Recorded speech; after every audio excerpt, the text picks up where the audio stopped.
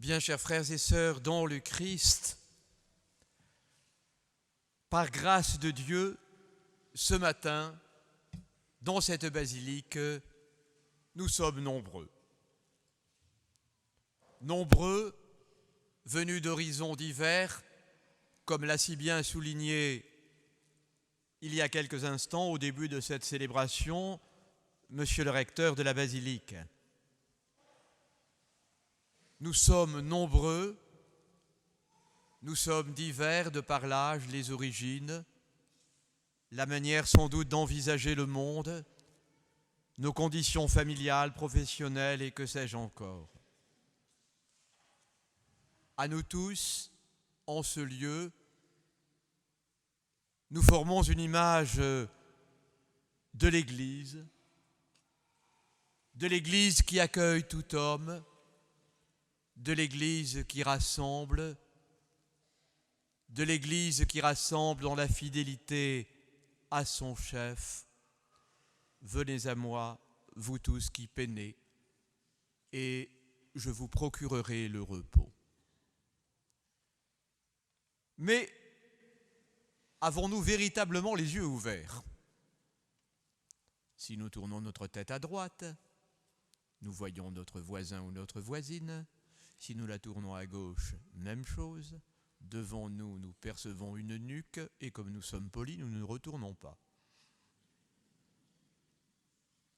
Mais avons-nous tout vu ? Ici, en effet, dans cette église, alors que nous vivons la louange du Seigneur, nous ne percevons pas que nous sommes encore beaucoup plus nombreux que nous ne le croyons. Autour de nous, comme l'évoque à de multiples reprises la liturgie, la foule des anges s'associe à nos chants pour louer le Seigneur. Autour de nous, ceux qui sont de l'Église du ciel prient avec nous. Autour de nous, ceux qui, au cours du temps, sont ici venus prier et qui sont en Dieu sont là. Finalement, notre assemblée, d'une densité plus grande encore que nous n'aurions pu l'imaginer, aujourd'hui chante la louange de Dieu dans l'union de la terre et du ciel, des vivants et des morts, des créatures visibles et invisibles. Nos anciens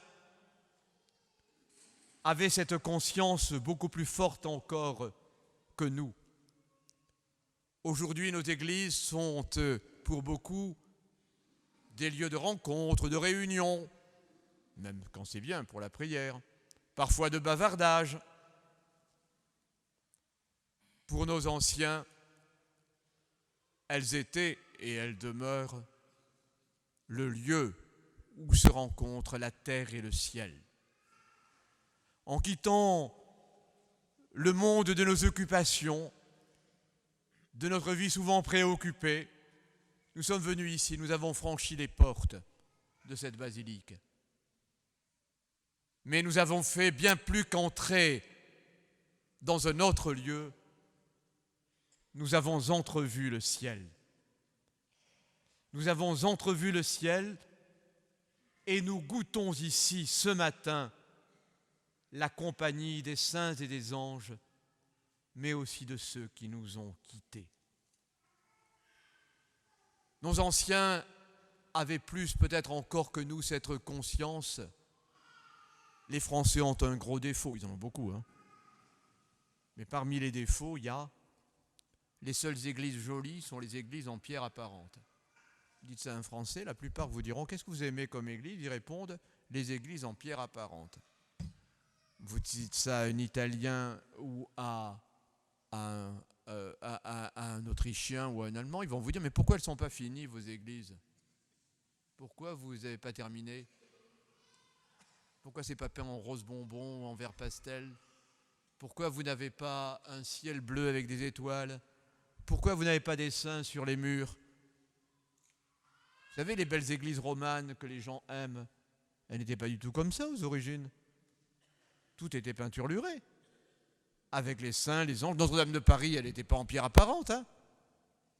Il y avait des colonnes jaunes, vertes, bleues, un ciel avec des étoiles, des saints partout, pour montrer que dans notre prière, nous étions comme enveloppés dans le monde de Dieu. Ceux qui ont voyagé ou qui ont pénétré au cœur des églises byzantines ont vu ce monde des saints qui nous entoure comme si nous pouvions les toucher. Dans l'art baroque, que les Français disent trop chargé, c'est une conscience claire du ciel qui touche la terre. Nous voyons des anges qui dépassent, on pourrait presque les toucher, des statues vivantes qui bougent. Voici que nos anciens, ou en d'autres lieux, cette conscience claire de la rencontre du ciel et de la terre, alors que nous célébrons l'Eucharistie, se fait forte et puissante. Même si le décor de nos églises n'est pas tout à fait celui d'autres civilisations, puissions-nous redécouvrir cela.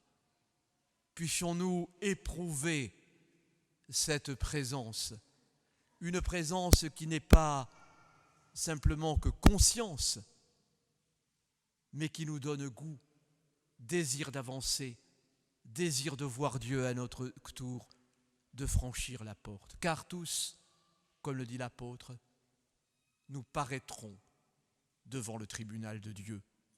Ce n'est pas la mode que de dire ça, mais comme l'apôtre l'a dit, que nous venons de le lire aux messes de semaine, je me permets de le redire. Tous nous paraîtrons devant le tribunal de Dieu. Qu'est-ce à dire? Que nous devrions avoir une crainte? Oui, certainement. Mais pas une crainte qui ait peur. Une crainte comme l'on craint de déplaire à celui que l'on aime et qui pousse à la conversion, au retournement de vie. Car en fait, à moins de falsifier les paroles de Jésus, c'est dans la mesure où nous sommes fidèles à notre baptême, que nous vivons l'Évangile, que nous verrons Dieu. Certains, dans un imaginaire tout à fait contemporain, sont comme le chanteur qui voulait que nous allions tous au paradis. On va rester calme, hein. C'est pas ça qu'on voit dans l'Évangile, hein. Bien sûr, Dieu veut que tous les hommes soient sauvés. C'est-à-dire qu'il veut que tous les hommes soient convertis. Que leur cœur soit comme touché et que la sainteté soit de notre terre. Qu'il n'y ait pas simplement une communion spirituelle avec les saints d'en haut, mais que dès aujourd'hui, la communion se vive aussi par la sainteté des baptisés. Nous paraîtrons devant le tribunal de Dieu. Cela nous incite à vivre selon le Christ, à nous nourrir de l'Évangile, à vivre de charité, dans l'espérance de la rencontre. Car en effet, dans notre foi chrétienne, foi de l'incarnation, ce n'est pas simplement à un futur que nous pensons, comme l'enseignent les béatitudes, celui qui vit de Dieu déjà vit en ce monde, au présent, du bonheur de Dieu, du bonheur de la conversion, du bonheur du cœur selon le Christ.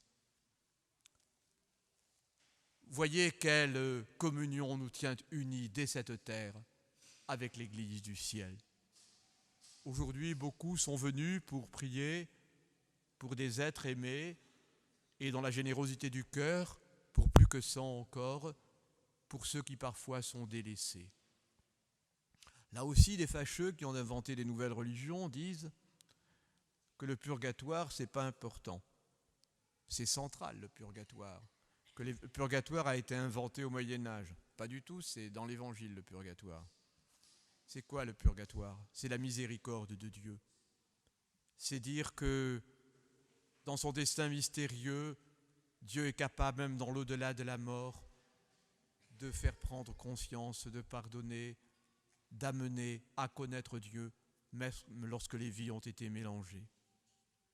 Alors la prière instante pour ceux qui, dans cet état du cœur, sont comme bouleversés par la rencontre du Christ, mais qui ont perçu tout ce qui reste à parcourir pour le voir face à face, voici que pour eux nous prions, comme d'autres prient pour nous ici dans cette assemblée ou dans l'assemblée des saints du ciel, dans une communion salutaire et heureuse, d'une Église qui ne laisse sur le côté aucun de ses frères, qu'il soit du ciel ou de la terre.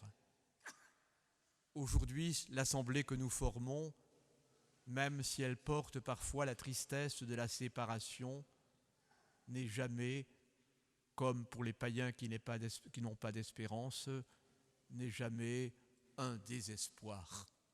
Voici qu'aujourd'hui, nous connaissons le bonheur de la miséricorde de Dieu.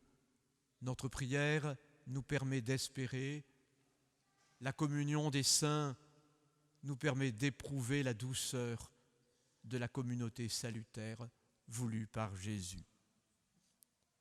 Oui, aujourd'hui, c'est la confiance qui nous habite, confiance dans le Dieu miséricorde, dans le Dieu du pardon, dans celui qui ouvre les portes de la vie pour ceux que nous aimons et pour nous-mêmes.